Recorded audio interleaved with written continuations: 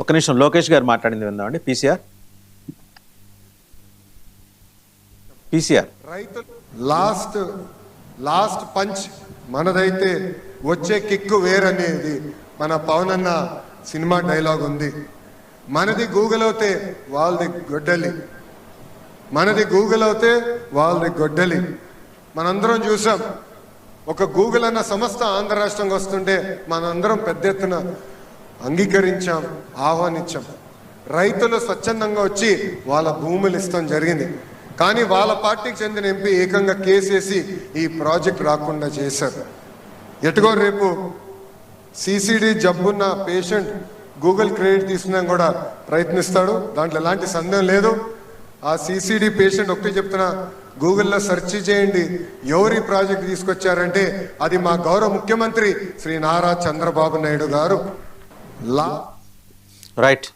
పెద్దిరెడ్డి రవికిరణ్ గారు, మంత్రి లోకేష్ గారు మాట్లాడింది విన్నారు, అలాగే శేఖర్ రెడ్డి గారు లేవనెత్తిన అభ్యంతరాలు.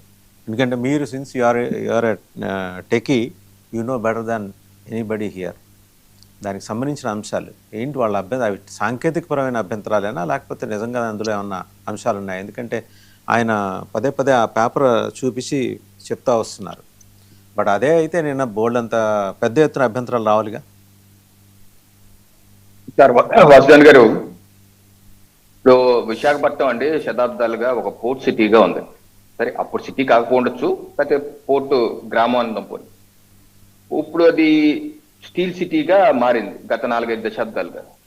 భవిష్యత్తులో అది ఆర్టిఫిషియల్ ఇంటెలిజెన్స్ సిటీగా మారిపోతుంది. So transformation from A port city, steel city to ఏఏ సిటీ, ఇది మన రాష్ట్రంలో ఒక గొప్ప మైలురాయి చేసే విధంగా మనకు ముందుకెళ్తుంటే కనీసం ప్రతి ఒక్కరు ఆనందపడతాడు. అలాంటిది జగన్మోహన్ రెడ్డి గారి నుంచి వారి కింద స్థాయి వరకు అందరూ ఎందుకంత బాధపడిపోతున్నారు? అక్కడ కనీసం జగన్మోహన్ రెడ్డి గారు ఒక ట్వీట్ చేస్తారేమో చూశాను, ఒక ట్వీట్ లేదు, శుభాకాంక్షలు తెలియజేస్తుంది.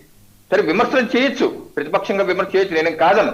కానీ ఇంత మంచి విషయం జరుగుతుంటే కనీసం ట్వీట్ చేయడానికి చేతులు ఎందుకు రావట్లేదండి? అంటే ఎందుకంత బాధ ఓ మంచి జరుగుతుంటే? ఇప్పుడు వారి ప్రధాన ఆరోపణ ఫస్ట్ లో ఏమన్నారు, ఈ డేటా సెంటర్ల వల్ల ఉపయోగం లేదు, కాలుష్యం పెరిగిపోతే వాచ్మెన్ ఉద్యోగాలు వస్తాయి అని చెప్పేసి వాళ్ళ మాజీ ఐటీ మంత్రి గారు కోడే కూర్చారు. ఆ తర్వాత జగన్మోహన్ రెడ్డి గారు వచ్చి లేదు అదంతా తూచు, ఇదంతా నేనే తీసుకొచ్చాను, నేనే ఆదాని తీసుకొచ్చారు, ఆదానిది ఎక్స్టెన్షన్ అని చెప్పేసి అన్నారు. ఇప్పుడు దీంట్లో ఏది నిజం? ఐటీ మనిషి చెప్పింది నిజమా, లేదా జగన్మోహన్ రెడ్డి గారు చెప్పింది నిజమా? పోనీ వీళ్ళ ఆర్గ్యుమెంట్ ఏంటి? అదానిదే, ఇది మేమే చేశాము, శంకుస్థాపన మేమే చేశాము, మా క్రెడిట్ ఇవ్వాల్సి వస్తుంది, పేరు మార్చారా అనదలుచుకుంటే నా సూటి ప్రశ్న ఏంటంటే, అదానీ గారు డేటా సెంటర్లో ఏపీలో ఎప్పుడు ఏర్పాటు చేద్దాం అనుకున్నారు? 12/2/2019 జీవో నెంబర్ 9 చంద్రబాబు నాయుడు గారు ఫిబ్రవరి 12, 2019 అదానీ డేటా సెంటర్ ఏర్పాటు కోసం ఇచ్చినటువంటి జీవో, దానికి చేసినటువంటి భూ కేటాయింపులు ఇక్కడ అన్ని కాపులపాడులో 89.69 ఎకరాలు, అలాగే 300 ఎకరాలేమో వేంపాడులో, అలాగే 100 ఎకరాలేమో చోడవరం విజయనగరం జిల్లాలో ఏర్పాటు చేసి భూమి పూజ కూడా చంద్రబాబు నాయుడు గారు ఫిబ్రవరి 14, 2019 భూమి పూజ కూడా అదానీ గ్రూప్ వారి యొక్క సమక్షంలో భూమి పూజ కూడా చేశారు. ఇది అదానీ డేటా సెంటర్ కి.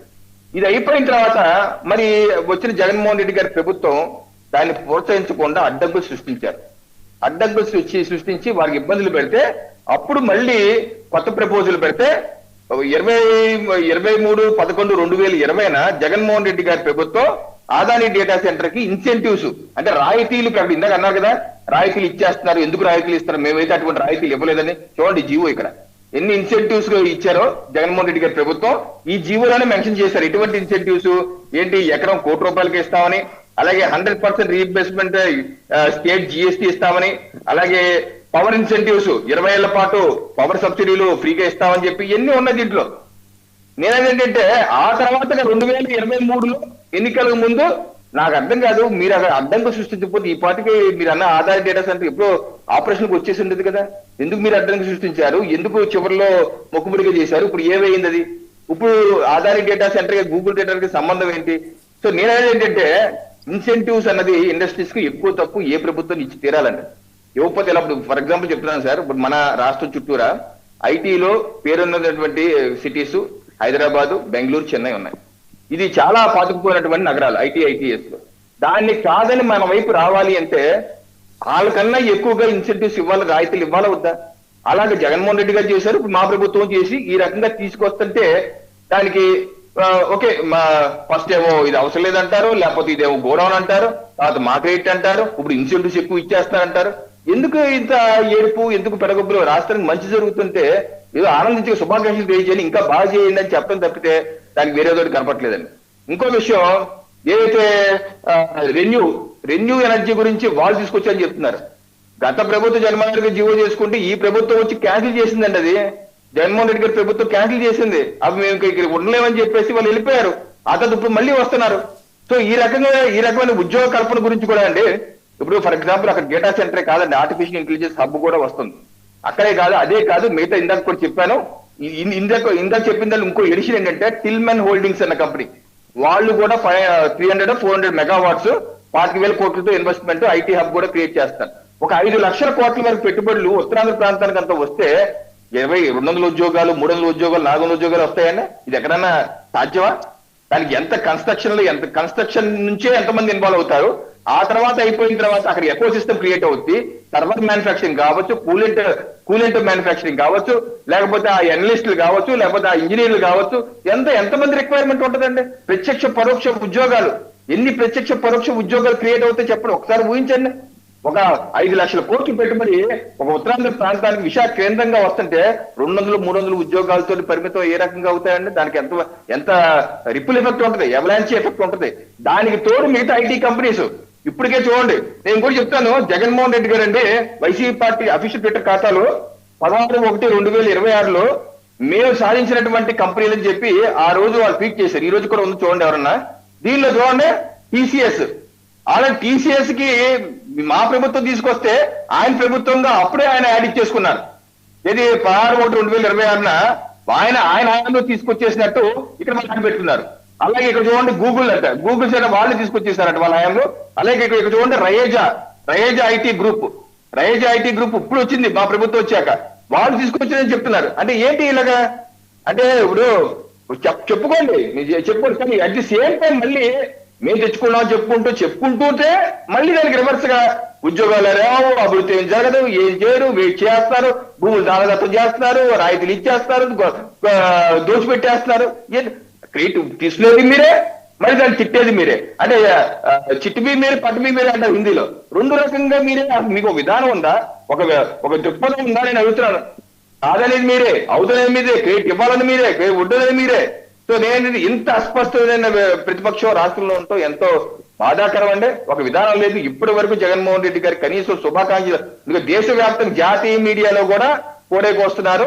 ఏది గూగులే కాదు, రిలయన్స్ బ్రూక్ ఫీల్డ్స్ అయితే $17 బిలియన్ పెట్టుబడి విశాఖ వెళ్తున్నారని చెప్పి జాతీయ మీడియాలో కూడా అన్ని విధాలుగా వస్తుంటే కనీసం ఇక్కడ ప్రతిపక్షానికి విషెస్ చెప్పే, శుభాకాంక్షలు చెప్పే ఇది లేదు. పైపెచ్చు అనేక నిన్న కూడా మనం చూసాం, గురువారి అమర్నాథ్ గారు కానీ ఏదో మాట్లాడతాం, ఏమి రావు, ఏమి చేయరు అంటే తీసుకొచ్చే అని చెప్పేది మీరే. మీరు తెచ్చిన టైంలో ఏమో 100,000 ఉద్యోగాలు వచ్చేస్తాయి, మేము తీసుకొచ్చిన టైంలో ఏమో రావు అంటాం. ఇది సమంజసం కాదండి. రాష్ట్రానికి మంచి జరుగుతుంటే దీన్ని అభినందించాలి, లేకపోతే ప్రజలు మిమ్మల్ని క్షమించరండి. స్పష్టంగా వైసీపీ పార్టీ ఆలోచించుకోవాలి ఈ విషయం మీద. రవికిరణ్ గారు, ఇప్పుడు జీవోలోనే అంటే ఎకరం ₹1,00,00,000 అండ్ ఇవాళ ₹1. ఈ వ్యత్యాసం ఏంటి? జీవోలో ఏమనుంది ₹1,00,00,000 వాళ్ళు ఇచ్చిన, వైసీపీ వాళ్ళు ఇచ్చిన దాంట్లో, ఇవాళ ₹1. ఈ రాయితీల గురించిన ప్రస్తావనకు సంబంధించిన వ్యత్యాసం ఏంటి? సార్ నేను మీకు అంశం తెలియజేస్తాను. ఇప్పుడు ఈ గూగుల్ డేటా సెంటర్ కి 99 పైసలకి ఏమి ఇవ్వలేదు, ఆ జీవోలోనే మీరు స్పష్టంగా చూడొచ్చు. కాకపోతే మిగతా ఐటీ కంపెనీస్ నిన్న కూడా ఇన్ఫోసిస్ కి ఇవ్వడం జరిగింది, 1 ఎకరం ఒకటి ఇచ్చారు 99 పైసలు. టీసీఎస్ కి ఇచ్చారు, టీసీఎస్ కి ఇచ్చినటువంటి జీవో కూడా నా దగ్గర ఉంది. సో టీసీఎస్ కూడా ఇచ్చారు. నేను ఇందాక చెప్పినట్టు నేను కూడా ఐటీ ఇండస్ట్రీలోనే 10-15 ఏళ్ళు వర్క్ చేశాను. బెంగళూరులో వర్క్ చేశాను. బెంగళూరులో నేను వర్క్ చేస్తున్నప్పుడు, ఇప్పుడు 2002లో నేను వర్క్ చేస్తున్నప్పుడు లూసెంట్ టెక్నాలజీస్ అని మల్టీనేషనల్ కంపెనీ, టెలికాంలో జెయింట్, రిలయన్స్, వీళ్ళందరూ మా కస్టమర్స్. ఆ ఎక్విప్మెంట్ అంతా మాదే. ఆ రోజు చంద్రబాబు నాయుడు గారు మా కంపెనీకి వచ్చారు. నేను ఆయన మాట్లాడుతున్నాడు డయాస్ కి 2వ వరుసలో నేను కూర్చున్నా. ఆయన మాట్లాడుతూ మీరు హైదరాబాద్ కూడా రండి, మీ కంపెనీ నేను రాయితీలు ఇస్తాను మీకు అందరికీ అని చెప్పేసి ఆయన ఇచ్చిన హామీ ప్రకారం 2003లో మా company Jubilee hills road number 12 Lakshmi cyber centre లో 5th ఫ్లోర్ లో పెట్టాం. ఆ తర్వాత నేను అక్కడ షిఫ్ట్ అయ్యాను. దానికి ప్రత్యేక రాయితీలు కూడా ఆ ప్రభుత్వం ఇచ్చింది. సో నేనేది ఏంటంటే ఇప్పుడున్న పరిస్థితుల్లో బెంగళూరు, హైదరాబాద్, చెన్నై మన చుట్టూ ఉన్నటువంటి నగరాల్లో ఐటీఐస్ అప్పటి నుంచి ఇప్పటికి 25 ఏళ్ళు దాటిపోయింది. ఎంత అభివృద్ధి చెందేసిందంటే, ఇంత అభివృద్ధి చెందేసి అక్కడ మొత్తం ఎస్టాబ్లిష్మెంట్ అన్ని ఉన్నాక ఏమి ఉందని చెప్పేసి ఏమి ఎక్స్ట్రా ఇస్తున్నామని చెప్పి కంపెనీస్ ఇక్కడ రావాలి చెప్పండి ఒక మాట. రాష్ట్ర విభజన అయ్యి 12 ఏళ్లుగా మాకెప్పుడు అటువంటి గ్రిప్ దొరకలేదు. రాష్ట్రంలో మేము కూడా ఐటీగా బాధపడేవాడిని.